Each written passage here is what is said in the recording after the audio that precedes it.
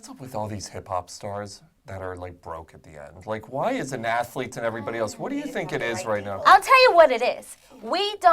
Most African Americans do not grow up sitting around the dinner table with their parents talking about balancing checkbooks, saving, finance, and investing. We do not have that advantage. And then a lot of athletes, a lot of young rappers, they're young, and all of a sudden they have all this money, and all they see is what they see in the media. Nobody has ever taught them anything about budgeting, saving, anything. So they're not all of a sudden going to know this. And then everybody thinks the checks are going to keep coming.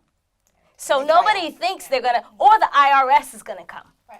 You know, so these aren't things we're taught at a young age that so many other cultures are. It's even worse on the athlete side. That's what I was going to say. And on that side, there's also the idea of keeping up with the Joneses. So within a team, you might have someone who's making $5 million for a season and someone who's making $300,000 or less for that season by the time you take out fines or whatever else the NFL does. So in that, you have to account for that, and there's also not that collectivism when we talk about the African-American kind of culture and family.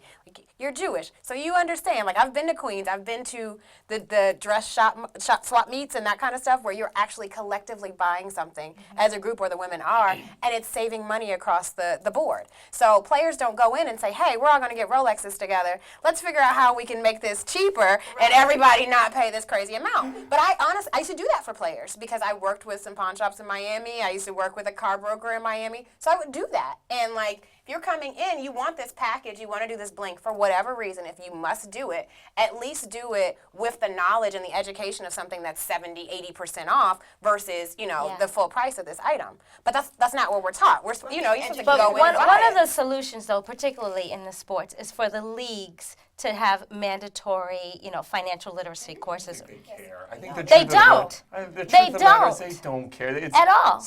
Bring them in, spit them out. But they It's a need to product. start caring, and they could start caring if they wanted to. You know what I mean? And it takes one.